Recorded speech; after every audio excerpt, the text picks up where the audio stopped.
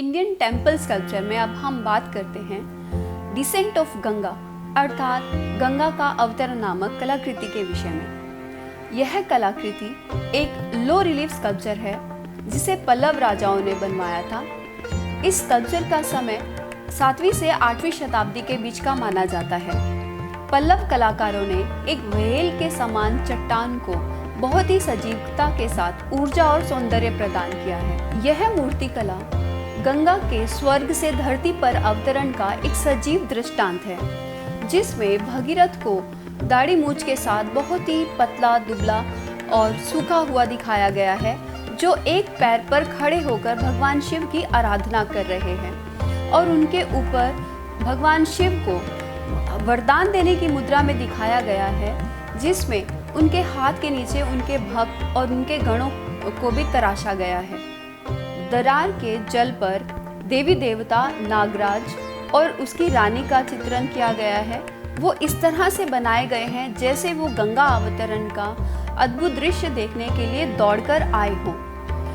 गंगा अवतरण के समय बहुत तेज गर्जना हुई और इस दृश्य को दर्शाने के लिए उन्होंने गंगा को बादलों में से होकर गुजरते दिखाया गया है और उस तेज गर्जना के कारण देवी देवताओं को अपने कानों पर हाथ रखे हुए दर्शाया गया है। उनके पैर पीछे की तरफ मुड़े हुए हैं, जिससे ये आकृतियाँ उड़ती हुई प्रतीत होती हैं। उनमें से कुछ आकृतियाँ पक्षी और मानव का आधा आधा शरीर लिए हुए बनाए गए हैं, जो संभवतः किन्नर या गंधर्वों की आकृतियाँ हो सकती हैं। नीचे बाईं ओर एक योगियों का समूह है जो एक पल्लव मंदिर में पूजा अर्चना कर रहे हैं। इनमें एक योगी को ध्यान मुद्रा में बैठे हुए दिखाया गया है, जबकि दो अन्य साथ में सामने की ओर बनाए गए हैं। इसके अतिरिक्त बाकी के चट्टान पर छोटे बड़े पशु पक्षियों का अंकन किया गया है। ये पशु पक्षी बहुत ही सटीकता और बहुत ही एक रियलिस्टिक फॉर्म में बनाए गए हैं। इसके साथ ही इस चट्टान में एक हाथियों के परिवार का भी अंकन किया गया है, जिसमें एक बड़ा हाथी एक दूसरे बड़े मादा हाथी का अनुसरण करते हुए दिखाई दे रहा है, जिनके पैरों में छोटे छोटे हाथी बनाए गए हैं। ये संपूर्ण रिलीफ स्कल्पचर है, एक पैनल के फॉर्म में है। ये बहुत ही परफेक्शन और बहुत ही सटीकता के साथ बना हुआ है। इसके दोनों ओर दो शेर बनाए गए हैं जो संरक्षक के रूप में हैं। इस पैनल में सभी आकृतियों का मुख अंदर की ओर है, जो इस पूरे दृश्य को एक नाटकीय प्रभाव प्रदान करता है। इस स्कल्पचर में एक बहुत ही मनोरंजक अंकन में मिलता है, जिसमें एक बिल्ली सन्यासी की भांति एक टांग पर खड़ी होकर एक चूहे पर ध्यान लगाए हुए है। यह अंकन पंचतंत्र की कहानियों से मिलता जुलता है। संभवतः कलाकार ने इस अंकन का प्रयोग एक मेटाफर, रूपक अथवा एक उदाहरण के तौर पर किया है, जो अर्जुन और भगीरथ के धैर्य और ध्यान का अच्छा प्रदर्शन है। इस पूरे स्कल्पचर में संभवतः सभी आकृतियों का अंकन बहुत कुशलता से किया गया है, जो कि एक परफेक्ट बैलेंस के साथ है। इसके साथ ही आयतन, अनुपात व गहराई का बहुत ही अच्छा प्रदर्शन है।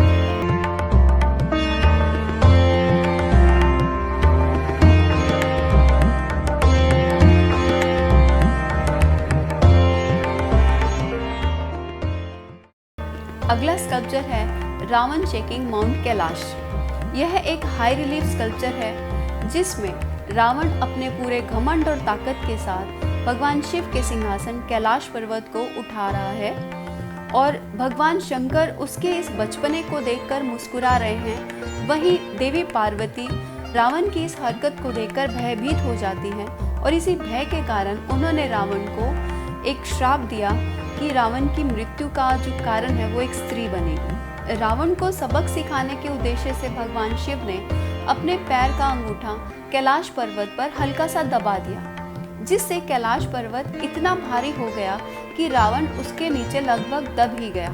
भगवान ब्रह्मा और भगवान विष्णु के साथ अन्य देवी देवता भी इस संपूर्ण दृश्य को बहुत ही शांत चित्त के साथ देख रहे थे। यह एक ऐसा यादगार दृश्य है जिसमें कैलाश पर्वत को हिलते हुए महसूस किया जा सकता है, जिसके कारण देवी पार्वती भयभीत हो गई हैं और वो भयभीत होकर अपने पति भगवान शिव का हाथ थामे हुए हैं और वो उनकी तरफ झुके हुए दिखाई गई हैं, जबकि उनकी दासी भय के कारण वहां से भाग जाती हैं। शिव बहुत ही शांत और आकर्षक लग रहे हैं। स्कल्पचर के वॉल्यूम को बहुत ही अच्छे से डिफाइन किया गया है, जो कि छाया व प्रकाश के प्रभाव के साथ पूरे दृश्य को एक नाटकीय प्रभाव दे रहा है। नीचे के भाग में रावण को उसकी 20 भुजाओं के साथ पूरी शक्ति से कैलाश पर्वत को उठाते हुए बनाया गया है। इनमें से अनेक भुजाएं 3D प्रभाव लिए हुए बनाई गई हैं। रावण का शरीर जो है वो एंगुलर फॉर्म में है और उसकी भुजाएं 7 की दीवारों पर फैली हुई हैं। गणों और भक्तों की आकृतियां अपनी अपने क्रियाकलापों में व्यस्त हैं। वहीं स्वर्गलोक की आकृतियां इस पूरे घटनाक्रम को स्थिर भाव से देख रही हैं। ये सभी आकृतियां स्लेंडर हैं, परंतु इनकी भुजाएं पतली व गोल हैं। फेशियल एक्सप्रेशन के बजाय हाव भाव ज्यादा नाटकीय प्रभाव लिए हुए हैं।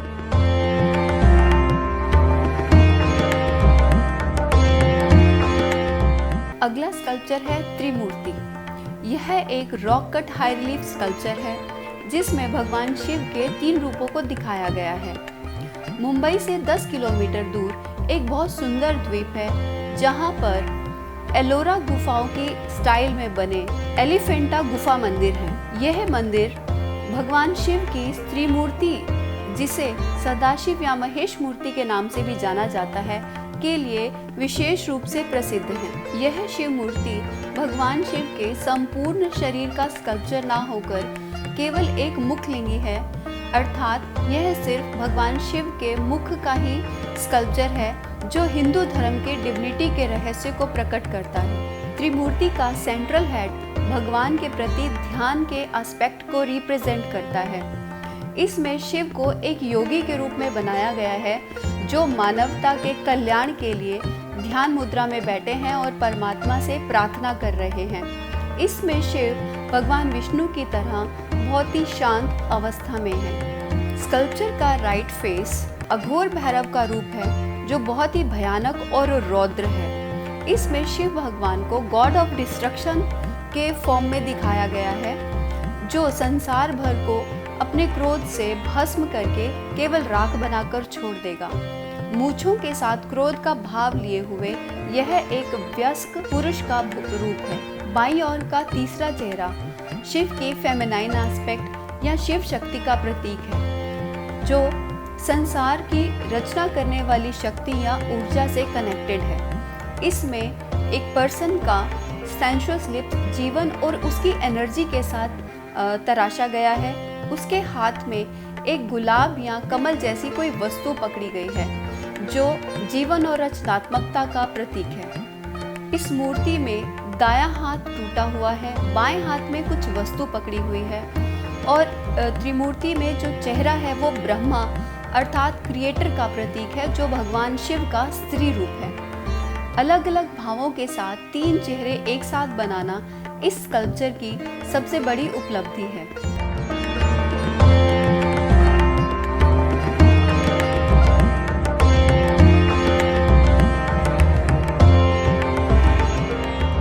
अब बात करते हैं लक्ष्मी नारायण टेम्पल स्कल्पचर के बारे में, जो केंद्रीय महादेव टेम्पल में बना हुआ है। यह मंदिर पत्थर को घड़कर 10वीं शताब्दी में चंदेल शासकों द्वारा खजुराहो मध्य प्रदेश में बनवाया गया था। इसमें लक्ष्मी और नारायण को एक दैवीय युगल के रूप में प्रस्तुत किया गया है। यह मंदिर अपनी कलात्मक उपलब्धि के लिए विश्व भर में प्रसिद्ध है। इस मंदिर में बने लक्ष्मी नारायण के स्कल्पचर में भगवान विष्णु को उनकी पत्नी लक्ष्मी के साथ उनके वैकुंठ धाम में दिखाया गया है।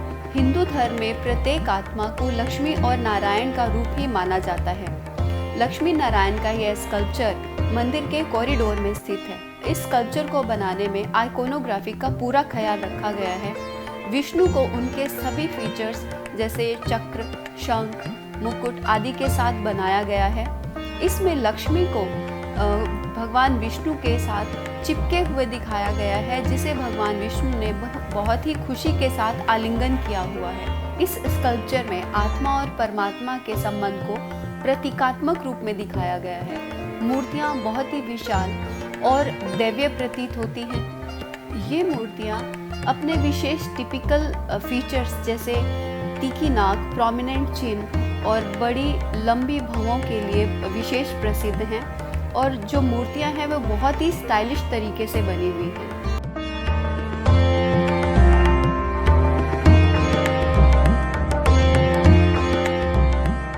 अगला टेम्पल स्कल्पचर है सेम्बल प्लेयर या मंजीरा बजाने वाली। सूर्य मंदिर को भगवान सूर्य के विशाल रथ के रूप में निर्मित किया गया था, जिसमें 12 पहियों को 7 घोड़ों द्वारा खींचते हुए निर्मित किया गया है। इस रथ मंदिर में अनेक देवी देवता, मानव, संगीतज्ञ, नर्तक, प्रेमी युगल और दरबार के अनेक दृश्य अंकित किए गए हैं। इन्हीं सभी प्रतिमाओं में सिंबल प्लेयर एक विशेष प्रतिमा है। यह प्रतिमा मानव के व्यक्ति चित्रण का एक सुंदर उदाहरण है। यह प्रतिमा एक फीमेल म्यूजिशियन की है जो मुड़ी हुई टांगों के साथ बहुत ही सहज मुद्रा में खड़ी है। इसके घुटने बाहर की ओर निकले हुए हैं और इसने बाईं ओर अपने हाथों में मंजीरे पकड़े हुए हैं। इसके कानों में बड़े बड़े इयररिंग्स, गले में हार, हाथों में कड़े, ब्रेसलेट, बाजूबंद पहने हुए हैं। शरीर पर वस्त्रों के नाम पर एक धोती नुमा कपड़ा पहना हुआ है। इस प्रतिमा में स्त्री आकृति का चेहरा गोल है। इसके नाक नक्श बहुत ही सटीकता से और सुंदर बनाए गए हैं। तीखी नाक, धनुषाकार भवें, अप्रीतम सुंदर सी एक मुस्कुराहट चेहरे पर दिख रही है। इसकी कमर बहुत पतली है, जिसके साथ ही भारी वक्षस्थल और नितंब एक सेंसुअल इंडियन फीमेल का एक अप्रीतम उदाहरण है।